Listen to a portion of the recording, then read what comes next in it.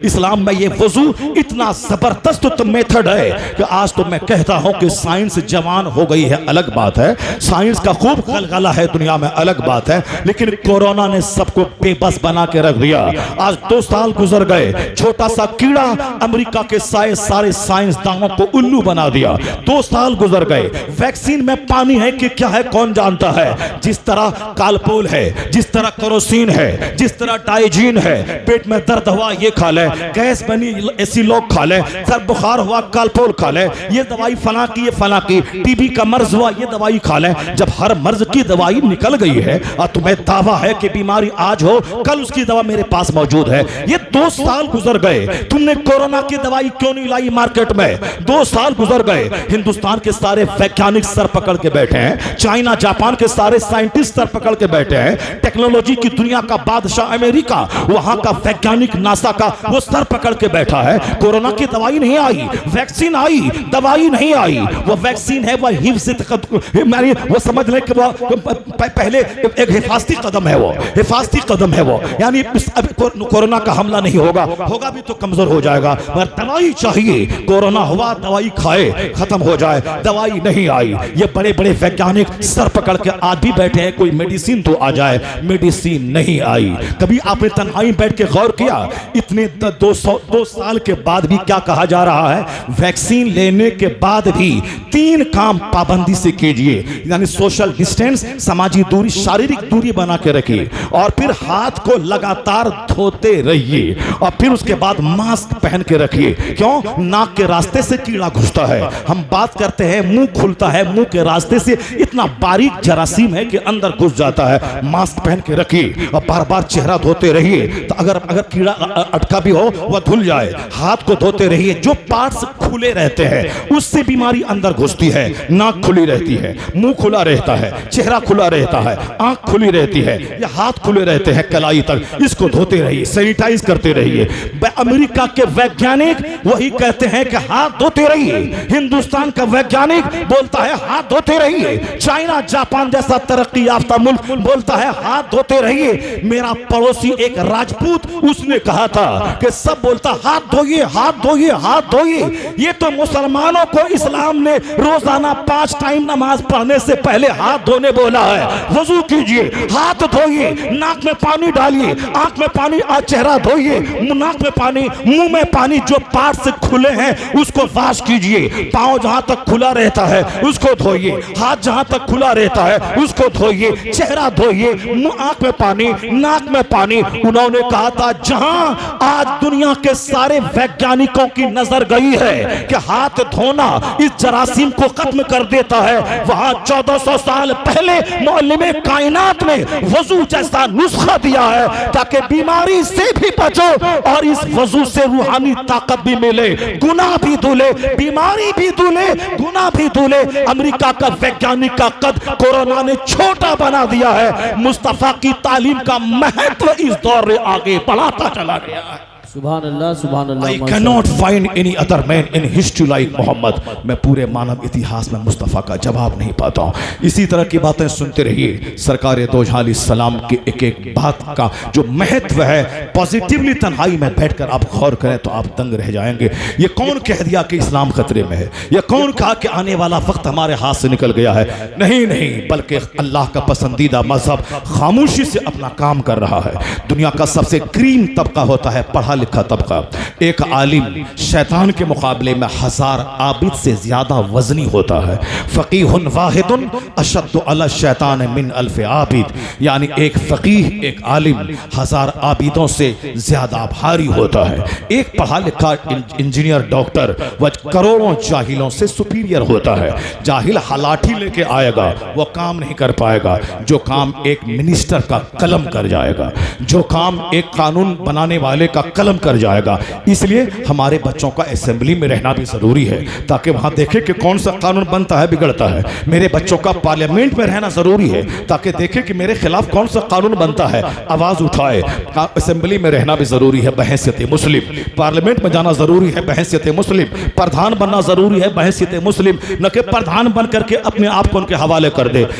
MLA और MP बनने के बाद काफिरों से बदतर इसकी हरकत हो जाए। नहीं, जहां भी जाए बहैसियत मुस्लिम बनकर रहे। रहे, यानी मुस्लिम डीएम, मुस्लिम एसपी, मुस्लिम इंजीनियर। मुस्लिम इंजीनियर का मतलब इंसान इंजीनियर, मुस्लिम डॉक्टर का मतलब इंसान डॉक्टर। इस्लाम आदमियत का मजहब है, इस्लाम ह्यूमैनिटी का मजहब है, इस्लाम मानवता का मजहब है। इस्लाम शराब को हराम करार देता है, जुआ को हराम करार देता है, ठगने को हराम करार देता है, झूठ को हराम करार देता है, बेकसूर चूंटी को मारने को जुर्म करार देता है, पड़ोसी से गलत ताल्लुकात को जुर्म करार देता है, गिबत चुगलखोरी घमंड को इस्लाम जुर्म करार देता है। यानी जिससे ह्यूमन रिश्ता बिगड़े इस्लाम उसको मना करता है। और जो भी अच्छी क्वालिटी है, यानी डिसिप्लिन है, मोरालिटी है, कैरेक्टर है, मुस्कुरा के मिलना है, दूसरों से बातें करना है, दूसरों के गम में शरीक होना है, चाहे कोई नंगा भूखा किसी भी मजहब का मानने वाला हो, अगर वह भूखा है तो खिलाना है, नंगा है तो कपड़ा पहनाना है। रेलवे स्टेशन पे न पूछे कि तेरा मजहब क्या है, वहां जो भी नंगा मिले पहनाओ, जो भी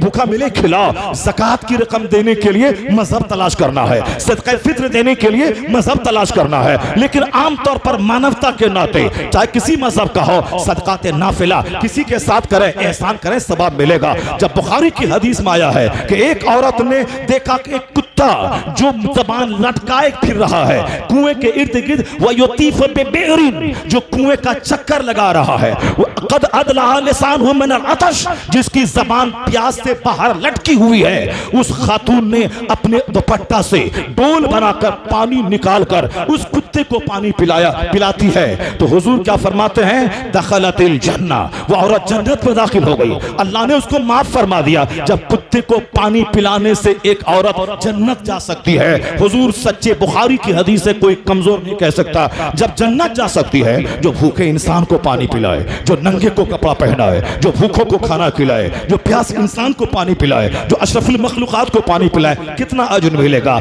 मानवता की बात ये करता है, मानवता की बात इस्लाम ने किया है। जहां भी अच्छाइयां है, जिसकी जबान से निकले उसका रिश्ता इस्लाम से जुड़ा हुआ है, क्योंकि सबसे पहले जिसने मुअल्लिम अखलाक बनकर दुनिया को मोरालिटी का रास्ता दिखाया है, वह पैगंबर आजम की ज़ात गिरामी है। ये और बात है कि मेरा बच्चा नहीं जानता, उसके इल्म की कमी है, मगर दूसरे लोग अच्छी तरह जानते हैं। अल्लाह का पसंदीदा मजहब मजहब इस्लाम है। लुच्चों लफंगों के बोलने से ये मजहब घटता नहीं, खामोश काम ये इस्लाम कर रहा है। किस तरह एक पढ़ा लिखा साइंटिस्ट हजारों पे भारी होता है, लाखों पे भारी होता है, क्योंकि एक साइंटिस्ट अगर कोई थ्योरी देता है तो उसके फॉलोवर लाखों हजारों की तादाद में होते हैं। वह पढ़े लिखे लोगों के दिल को अपील करता है, पढ़े लिखों के दिमाग को झंझोड़ता है।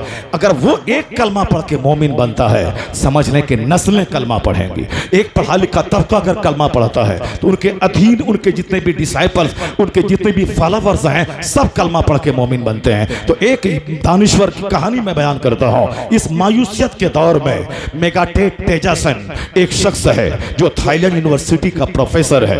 उन प्रोफेसर लोगों का मजाज ये होता है, साइंसदानों का, कि मैं वह काम करूं जो मुझसे पहले किसी ने नहीं किया है। मैं एक यूनिक चीज, एक अजूबा चीज, एक अनोखी चीज मैं दुनिया को दूं, यानी जिस डायरेक्शन में कोई काम नहीं किया है। जैसे मदरसा सब चलाते हैं, अब मैं भी एक मदरसा खोल के बैठ जाऊं, ये बहुत बड़ा काम नहीं होता है। मदरसा मजहबी जरूरत पूरी कर रहा है, अब मुझको स्कूल खोलना है, मुझको कॉलेज खोलना है, मुझको तहकीकाती इदारे खोलना है, मुझको गवर्नमेंट के जॉब में जाने के बाद हमको बहैसियत इमाम एक दाई बनकर इमामत करना है। यानी जिस तरह से इस्लाम का फायदा हो, नौजवानों की दिमाग साजी में कर सकाऊं। एक ही पैटर्न नहीं है इस्लाम की खिदमत का। जमात इस्लामी के आदमी अलीगढ़ में पढ़ते हैं, वह अपने हजारों फॉलोवर को तैयार कर लिया। आखिर वो कैसे काम करते हैं? लिटरेचर के जरिए वो काम करते हैं। उनका काम कैसे है? लिटरेचर के जरिए दिमाग साजी करना, स्कूल में पढ़ने वाले हर मुसलमान के बच्चों के साथ बातें करना, बातें करके उनको अपने मसलक की बातें बता देना। तो मेरा बच्चा सोचता है कि मेरा मौलवी आज तक कहता रहा फितरा लाओ, चंदा लाओ, ज़कात लाओ, खैरात लाओ, कभी नहीं बोला कि तेरा मसलक क्या है, तेरा मजहब क्या है, तुम ये नमाज क्यों नहीं पढ़ते हो, तुम हज के मसाइल जानते हो कि नहीं जानते हो। कभी जब भी आया मेरे घर पे फितरा, ज़कात, उश्र लेने, कभी दीन सिखाने नहीं आया। बहुत ताज्जुब हुआ। मौलाना तौसीफ साहब, अभी 1 महीना पहले मैं एक डॉक्टर के पास गया था, अपने शहर का बहुत बड़ा डॉक्टर है।